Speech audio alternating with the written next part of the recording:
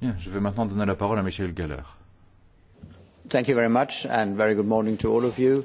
Having listened to J'ai écouté ce que vient de dire le commissaire et je dois dire qu'en ce qui concerne la sécurité interne et externe, apparemment, il faut des tragédies, des catastrophes ou des événements imprévus pour que les États membres reconnaissent qu'il y a une responsabilité commune et que peut-être nous serions mieux armés si nous partageons et mettons en commun nos moyens sur la scène européenne. Alors je vais me concentrer sur l'évolution en termes de sécurité extérieure et dans les questions de défense. Je suis depuis 99 membre du Parlement et depuis 2009 membre de la sous-commission défense et sécurité, donc depuis en fait l'entrée en vigueur du traité. Et je dirais que j'avais toujours espéré que l'on aboutisse à des progrès dans ce domaine, mais peut-être pas aussi vite et aussi rapidement. Et comme l'a dit Madame Mogherini, ces 10 derniers mois, on a réalisé beaucoup plus que ces 10 dernières années. Alors bien entendu, Lisbonne n'a même pas 10 ans. Il existe depuis 2009. Ça fait 8 ans. Et depuis, nous avons eu pas uniquement la création du service d'action extérieure, mais nous avons une disposition du traité, un chapitre qui était dormant, un chapitre sur le PESCO que nous allons activer le 12 décembre au sein du Conseil. Donc, ce n'est pas l'objectif final, mais en quelque sorte, de façon provisoire, on veut arriver à un but qui a été très long à atteindre. Et au Parlement, depuis Lisbonne, nous avons considéré que nous étions la force motrice dans le domaine de la sécurité et de la défense, nous permettant d'étudier et d'utiliser au mieux le potentiel du traité de Lisbonne qui, on l'a vu, n'a pas encore été utilisé à plein pour toute une série de raisons. J'ai toujours dit que nous n'allions pas progresser sur les questions de défense européenne, à moins que chacun d'entre nous, à titre individuel, se rende compte que nous avons peu de fonds. Et j'ai également dit que nous ne pourrions pas non plus progresser si les Américains ne s'engageaient pas à couvrir nos arrières. Et j'ai toujours dit que nous ne pouvions pas progresser si il n'y avait pas une évolution dans l'évaluation des menaces. On l'a vu à l'est et au sud, des menaces qui se rapprochent de l'Europe. Et puis, cette quatrième, il y a une autre raison également qui s'est ajoutée, la question du Brexit. Donc, dans le passé, nous avons utilisé dans la dividende de la paix pour réduire de façon substantielle nos budgets de défense, en réduisant nos capacités, en ne regardant pas ce qui se passait chez le voisin. Nous avons chaque fois regardé notre budget individuellement, réduit et encore, et puis tout d'un coup découvert que nous n'avions plus les capacités nécessaires. Et que nous avions peut-être été trop loin, parce que nous étions sur une voie à ce point marquée par la paix, ravis, pensant que la paix était éternelle, mais désormais nous en sommes loin. Nous l'avons vu à l'Est, nous avons vu que la Russie s'est engagée dans une guerre contre l'Ukraine, s'est emparée de territoires avec une réduction du produit national brut de ce produit qui a baissé de 20%. Une partie du PNB de ce pays d'ailleurs est utilisée pour des raisons militaires. À l'Est, nous avons vu qu'il y a une prolifération de l'insécurité. Nous voyons également ce qui se passe au Sud et en Méditerranée. Et nous voyons que les États-Unis revoient leur position à l'égard de l'OTAN. Et puis le Royaume-Uni revoit sa position à l'égard de l'Union européenne. Donc les efforts qui ont été menés sont une réaction claire. Nous en félicitons d'ailleurs au Parlement et nous avons critiqué les gouvernements mais également la Commission ces dernières années parce que en décembre 2013, certaines décisions avaient déjà été prises dans le cadre d'un Conseil européen sur la défense, mais malheureusement, certaines des décisions prises n'ont pas été appliquées. La décision, par exemple, de se lancer dans la recherche sur la défense, il n'y a eu aucune suite. Et nous, en 2015, nous avons lancé au Parlement un projet pilote sur une période de 2 ans et nous sommes maintenant dans l'étape de suivi, d'action préparatoire sur la recherche dans le domaine de la défense. C'est en cours depuis 3 ans et désormais il y a volonté à la Commission de mettre en place un fonds défense qui est proposé avec également une proposition législative 2019-2020 pour un programme de développement européen de l'industrie de la défense, ce qui permettrait également de combler le fossé qui nous sépare du nouveau cadre financier d'ici 2021, parce qu'en 2021 on voudra un véritable programme de recherche dans le domaine de la défense pour être capable d'être prêt pour les missions de l'Union européenne. Donc ce sont les politiques que nous mettons en place. La recherche en fait partie et nous permettra d'être plus efficaces. Depuis que la stratégie globale a été lancée l'année dernière, nous avons eu ces mesures courageuses et la vice-présidente Mogherini, Katainen, le commissaire Bekowska ont proposé ce fonds de la défense au mois de juin. Et ensuite, il y a eu la proposition législative. Nous avons 42 domaines de coopération qui ont été identifiés entre l'Union et l'OTAN. La semaine dernière, la Commission a également repris à son compte ce qu'on appelle le Schengen militaire. C'est une proposition du Parlement.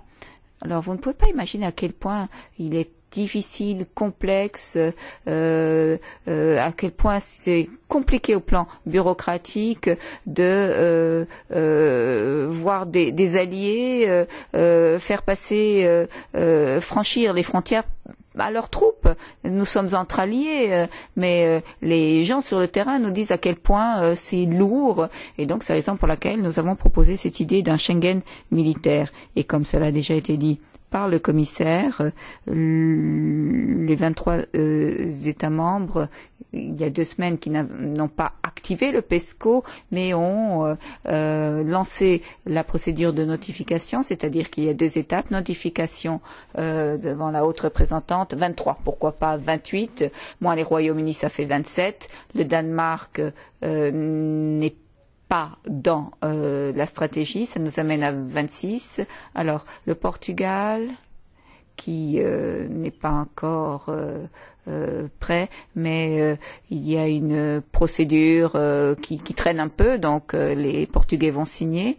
J'entends dire que l'Irlande ne voulait pas participer à cet événement assez festif, mais voulait le faire par la bande diplomatique, parce qu'ils ont de gros problèmes actuellement en Irlande. Tout cela a des conséquences sécuritaires. Et donc, ça nous amène à 23. avec clairement l'option de passer à plus. Je voudrais dire qu'il est bon que nous ayons cette étape de notification, qu'elle a été lancée. Il s'agit d'atteindre un nouveau niveau dans le cadre de la politique européenne de défense, conformément au 42.2 du traité. Donc, jusqu'à présent, cet article n'avait pas été activé et PESCO représente une étape cruciale pour renforcer la politique commune de défense, pour être l'élément d'une évolution possible vers une défense commune si le Conseil à l'unanimité en décidait ainsi. Là aussi, je cite le traité. Donc, on assiste à une ouverture en faveur de ce potentiel qui reposait dans le traité, compte tenu des circonstances, peu d'argent, la position des Américains, la menace importante à l'extérieur, et voilà donc où nous en sommes. Et je pense que cette idée d'un fonds pour la défense et le programme en faveur de l'industrie de la défense, tout cela est motivé, c'est vrai, par la volonté de mieux dépenser son argent, parce que dans tous les domaines politiques, si ensemble on planifie, si ensemble on achète, les coûts diminuent, et si dans le domaine militaire, vous avez l'intention d'acheter du matériel, de former le personnel ensemble et au même endroit, il est logique d'arriver à un système d'interopérabilité, avoir la possibilité d'échange rapide ou la possibilité d'une assistance rapide. Et jusqu'à présent, nous avons par exemple des systèmes d'armes très variés. Nous ressemblons à un patchwork. Washington nous considère comme un patchwork institutionnel, et l'objectif est d'être plus efficace et plus efficace également en termes de coûts et pour faire face aux tâches qui nous attendront peut-être à l'avenir. Il s'agit de complémentarité, il ne s'agit pas du tout de remplacer l'OTAN, bien au contraire. L'OTAN, et on le voit dans la note de notification, où on évoque une défense collective qui restera l'apanage de l'OTAN, c'est vrai, mais nous devons être plus efficaces là où l'OTAN n'est pas disponible, ou lorsque le grand partenaire ne veut pas intervenir. Et puis, je dois dire, bon, ce n'est pas intéressant, c'est un mauvais mot, mais nous avons la regrettable évolution de la situation dans un pays de l'OTAN, la Turquie.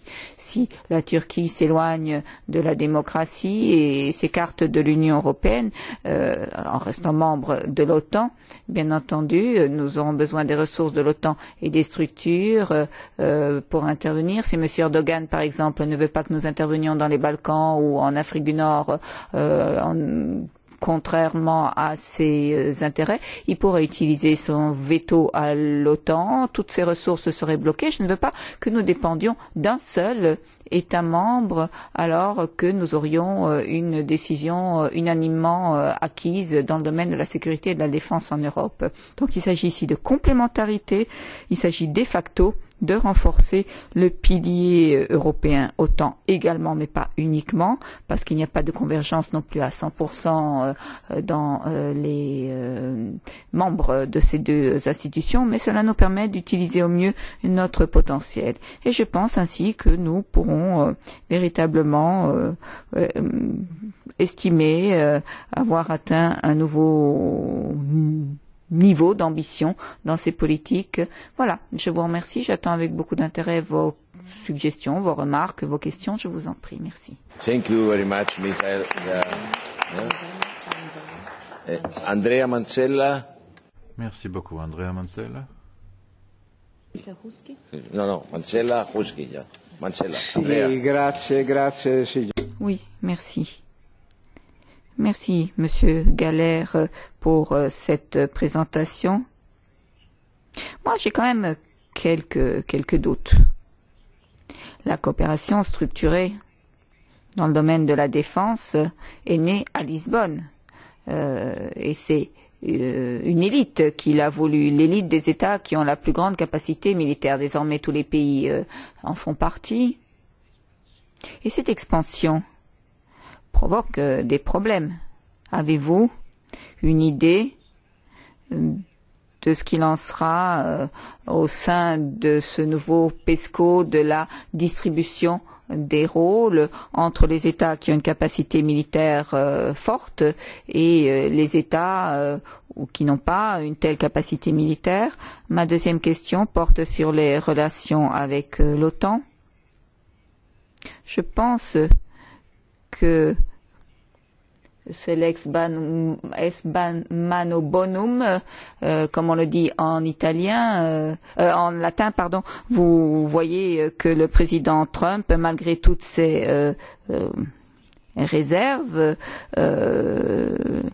nous permet malgré tout d'avoir une position positive parce que l'OTAN c'était un géant et 27 nains et aujourd'hui l'OTAN pourrait faire de nous un géant face à un autre géant si nous arrivons à nous unir dans le cadre du PESCO. Donc les États-Unis d'un côté, l'Union européenne de l'autre et donc on n'aurait plus cette fragmentation d'États membres face aux États-Unis. Ça, c'est un deuxième élément. Et puis, il y a un troisième élément. Il y a quelques instants, vous avez évoqué la Turquie.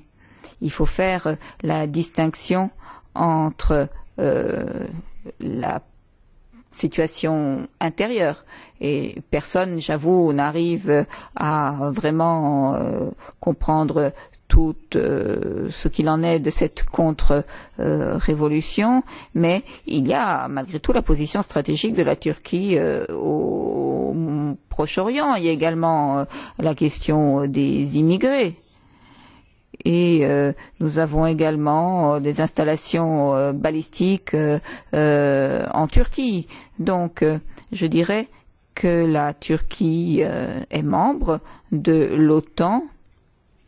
Et je pense que c'est un élément positif et pas un élément négatif, ce que j'ai cru ressentir dans votre exposé.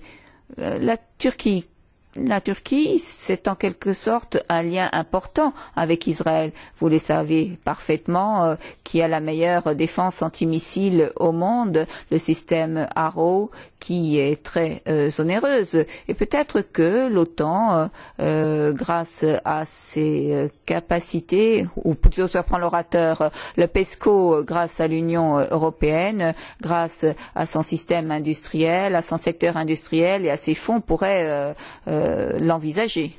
Ensuite, dernière question, Monsieur Galère.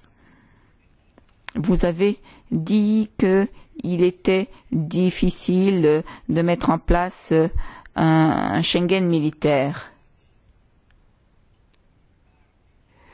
pour toute une série de raisons et avec un système au goutte à goutte en quelque sorte plus capillaire, ne pourrait-on pas envisager quelque chose de plus réduit mais qui aurait une grande influence dans l'opinion publique, réfléchir à un Erasmus militaire, s'arranger en quelque sorte pour que les différents éléments de l'armée puissent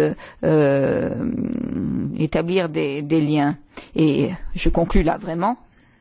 De Gasperi, en 1953, au moment de la politique de défense, se fâchait beaucoup quand on parlait d'armée européenne. Il disait non, on ne parle pas d'armée européenne, mais il faut parler de la communauté européenne de la défense. Il faut parler de la communauté. C'est-à-dire qu'il faut que nous impliquions la société civile dans ce concept.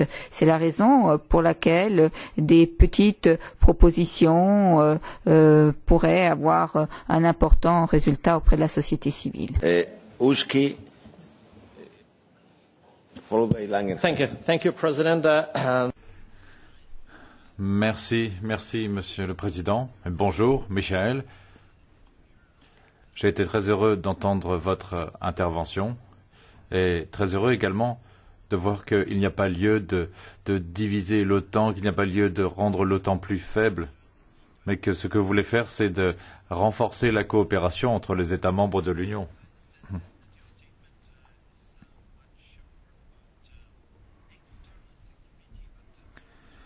Je sais que votre intervention concernait plutôt la sécurité extérieure, mais si j'avais demandé la parole, à l'origine, c'était pour attirer votre attention sur un système qui pouvait protéger nos frontières et améliorer la sécurité et la stabilité interne. Vous savez qu'il y a un projet de législation qui s'appelle l'ETIAS, qui est le pendant européen de l'ESTA américain. Et cela concernerait en fait tous les visiteurs de l'Europe qui franchissent les frontières, où que cela soit, et qu'il s'agisse de pays qui bénéficient ou non de l'exonération ou de l'exemption plutôt de visa. Si j'ai bien compris, il faudra plusieurs années pour le développer. Et les coûts de préparation s'élèveront à 200 millions d'euros dans la législation. Alors je voulais dire que ce type de système existe déjà. Il a été développé pendant plus de 6 ans par l'Institut Fraunhofer de Berlin, par une entreprise tchèque. Le système s'appelle Envisage. Oui, Monsieur Baron Caspo l'interrompt. Excusez-moi, mais si vous continuez, il n'y aura pas le temps pour les réponses. Oui, très bien. Mais, en tout cas, j'aimerais bien pouvoir vous transmettre des informations à ce sujet avant que vous me partiez, parce que ce sera essentiel pour la sécurité de l'Union. C'est un système qui fonctionne déjà depuis plusieurs années dans l'Union européenne. Nous avons déjà lancé des discussions. Il faudrait voir si on pourrait en tenir compte dans les discussions sur la sécurité interne de l'Union. Oui, merci. Mais le problème, si l'on commence à faire des déclarations, c'est qu'il n'y aura pas le temps de prendre des réponses, vu toutes les personnes qui ont demandé la parole. Brigitte Langenhagen. Oui, je voudrais parler allemand. C'est possible? Oui. Alors, merci beaucoup pour votre exposé. Et je pense que les deux interventions étaient très complémentaires, mais j'ai l'impression en fait que l'on parle de deux mondes différents, de deux réalités différentes.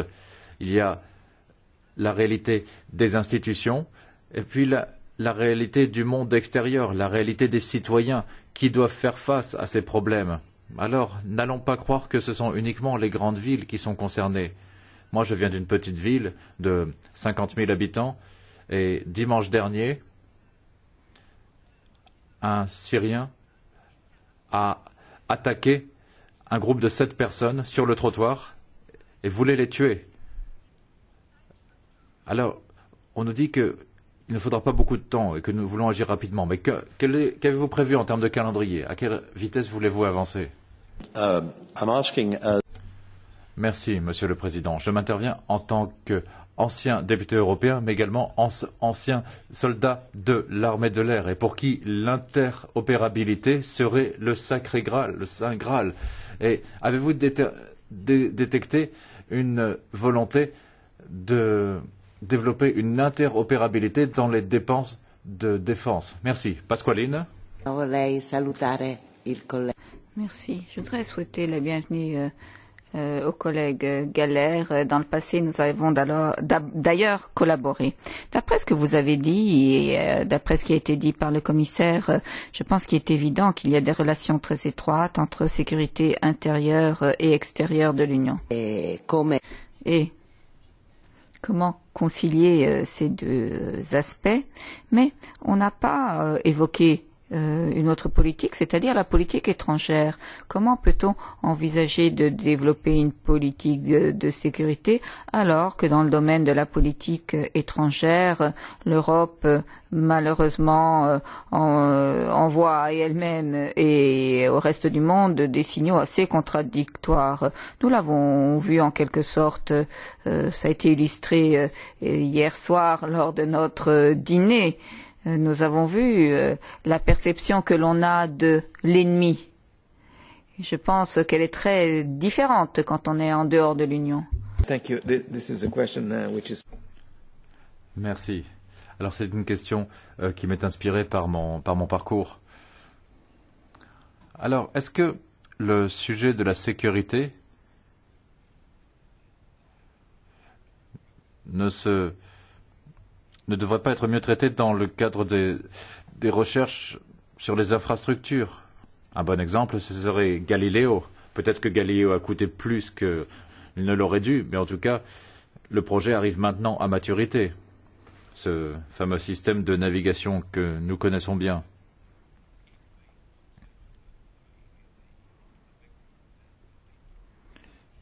Alors, nos collègues ont parlé d'interopérabilité pour certaines infrastructures. Et je dirais que refléter ce qui a été fait pour l'espace, suivre le même schéma, ce serait la meilleure manière de garantir la coopération entre les différents États membres. Merci, je crois que on peut encore donner la parole à non, c'est moi qui organise, s'il vous plaît. Mais c'est à une étudiante. Une question. Oui, c'est une question. Je suis stagiaire, en fait, au Parlement européen. Je voulais poser une question sur le partage des ressources dans le contexte de la coopération UE-OTAN. Alors, vous l'avez dit, il y a deux systèmes et l'UE et l'OTAN souhaitent partager les ressources, mais on sait que ce ne sont pas exactement les mêmes membres européens de l'UE et de l'OTAN. Alors concrètement, comment peut-on éviter qu'il y ait des doublons en la matière, car on ne peut pas parfaitement fusionner les deux systèmes? Merci. Une question? Oui? Mais allez-y. Sì, una domanda. Buongiorno, velocemente. Oui, très rapidement. Merci à Monsieur Baldi et à d'autres et aux anciens parlementaires qui nous ont permis d'être ici. On a parlé d'armement et d'autres choses, mais je voudrais revenir aux cyberattaques, parce que c'est vrai qu'un terroriste peut faire un attentat dans une grande ville, mais s'il y avait une attaque informatique, même le plus petit village, le citoyen le plus éloigné des grandes villes serait tout aussi touché. Donc comment vous organisez-vous en Europe? Mais c'est le prochain orateur qui répondra à votre question, Michael. Thank you very much. Bien, merci beaucoup pour toutes vos questions.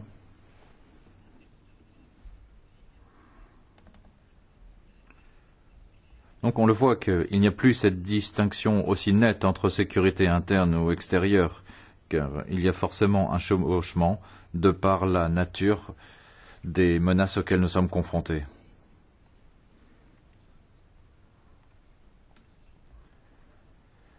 Alors si j'essaie de m'intéresser aux questions qui portaient plus sur la sécurité intérieure et sur les systèmes qui sont en cours d'instauration, les systèmes ETIAS et les systèmes d'entrée-sortie s'inscrivent dans le cadre du renforcement de nos contrôles aux frontières et ils contribuent très clairement à la lutte contre le terrorisme. Sur le plan technique, eh bien, il y aura un appel d'offres à l'échelle de l'Union européenne et il faudra faire en sorte que ce soit la technologie la meilleure et la plus efficace qui soit retenue.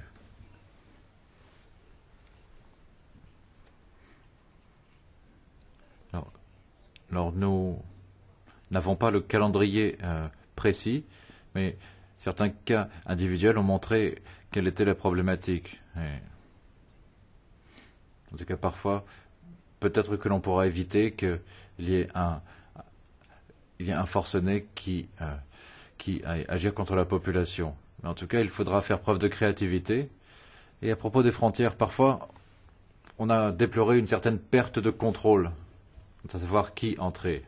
On s'est rendu compte de ce problème et le moment est venu d'unir nos forces et de passer les lois nécessaires afin que les criminels, les terroristes ne puissent plus bénéficier de l'absence de coopération en la matière.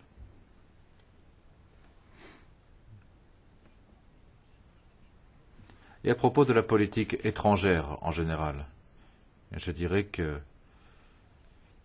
la politique étrangère commune, c'est notre point de départ, mais ensuite il faut une volonté politique de l'appliquer. Et cela va d'une note verbale jusqu'à un avion de chasse. Voilà tout l'éventail des outils à notre disposition. Alors bien sûr, nous serions tous très heureux si une note verbale suffisait à résoudre des problèmes qui se posaient en politique étrangère.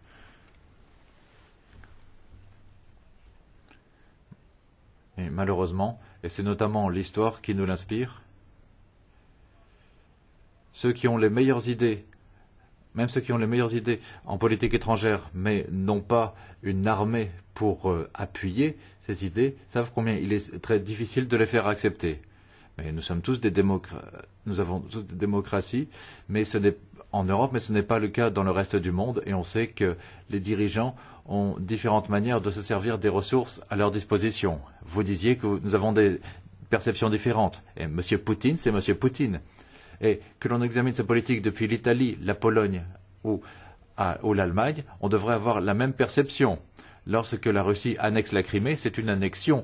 Lorsque l'on envoie des forces russes ou des forces par procuration en Ukraine, c'est une agression. Alors jusqu'ici, nous avons pu rester unis en Europe face à cette attaque, et c'est quelque chose qui a étonné M. Poutine, et nous allons devoir continuer de la sorte. Il a également été question des liens avec l'OTAN. Je suis un partisan fort de cette idée qu'il ne doit pas y avoir dans cette alliance un pilier dominant et ensuite une mosaïque de petits participants. Non, je dirais que les deux idées, l'OTAN et l'UE, doivent continuer d'avancer sur le plan de la défense, car c'est ce qui va nous maintenir ensemble sur le plan politique comme sur le plan militaire. Nous savons que les Américains dépensent énormément en matière de défense. Ce n'est pas juste le gouvernement Trump, mais les gouvernements précédents avaient les mêmes revendications. Ils étaient juste un peu plus polis. Et cet objectif de 2% pour 2024, je dirais que, heureusement, cela remonte à une époque d'un sommet au Pays de Galles avec M. Obama. Cela ne s'était pas fait, cette fixation d'objectifs, sous Trump. Mais en tout cas, avoir le même niveau de dépenses, c'est vraiment quelque chose que nous appelons de nos vœux. Et par rapport à la Turquie, oui, vous avez raison.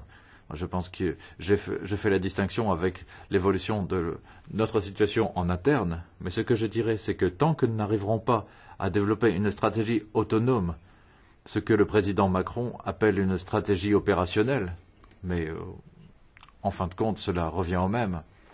Eh bien, tant que nous n'aurons pas cela, nous serons dépendants de la bonne volonté du président Erdogan, non pas pour sa politique intérieure, mais la politique étrangère. Et comme je l'ai dit, je n'ai pas envie de devoir être tributaire de la volonté d'un pays tiers.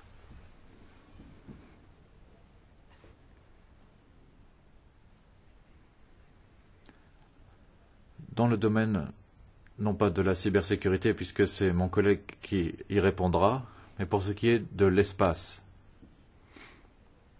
Je dirais qu'il y a un potentiel certain, il y a des priorités pour la coopération GovSatcom entre gouvernements, donc la coopération satellitaire. Il y a une coopération dans le domaine de la surveillance maritime, quelque chose de très important pour la Méditerranée, mais éventuellement pour la mer Baltique aussi.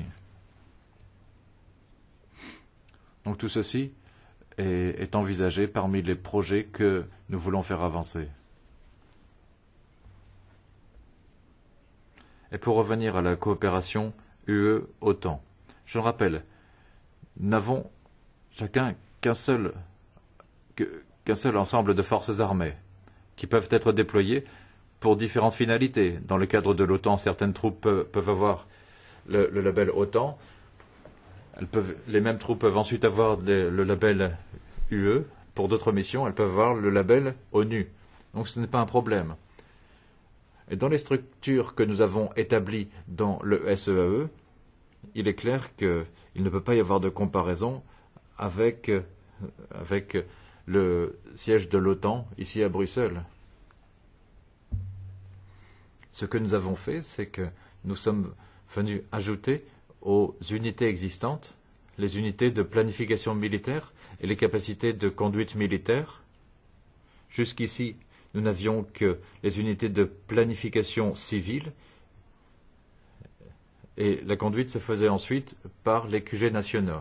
Nous avons maintenant ce qu'on appelle le MPCC, ce qui doit servir pour nos missions de formation au Mali, en République centrafricaine et en Somalie.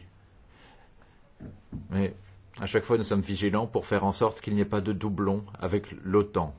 En tout cas, vous pouvez être certain que nous y sommes vigilants. Il y a une coopération considérable entre l'OTAN et les institutions de l'Union européenne. Alors effectivement, il y a des chevauchements en termes des membres, mais il n'y a pas de chevauchement dans les activités qui sont réalisées. L'Erasmus militaire maintenant, et quelque part, cela existe déjà. Certains officiers participent à des programmes de formation dans des pays étrangers. Et il y a également le Schengen militaire qui vise à résoudre les problèmes techniques pour faire en sorte que ces problèmes ne viennent pas ensuite entraver nos activités. Et ensuite, vous m'avez interrogé sur la volonté d'avoir une interopérabilité militaire. Et plus on réalise des missions communes, plus on se rend compte des problèmes que représente l'absence d'interopérabilité. Et cela signifie ensuite qu'il y a une volonté de plus en plus forte. Alors, concrètement, les troupes françaises et les troupes allemandes ne peuvent pas se recharger les unes les autres en carburant, par exemple. Et donc, il faut à chaque fois un embout spécial pour permettre de le faire. C'est juste un petit exemple qui montre tout le chemin à parcourir. Et là, ensuite, je dirais qu'il faudrait changer les traités pour développer des capacités militaires. Et pour l'instant, notre priorité, c'est de nous servir des possibilités du traité existant. Je pense que nous sommes sur la bonne voie. Je suis confiant. Nous allons pouvoir renforcer la confiance, la coopération entre partenaires, mais nous pourrons également pouvoir dire à nos citoyens que oui, vu les menaces auxquelles nous sommes confrontés, en interne et en externe, nous sommes mieux armés lorsque nous sommes ensemble plutôt que lorsque nous quittons de l'Union. Merci.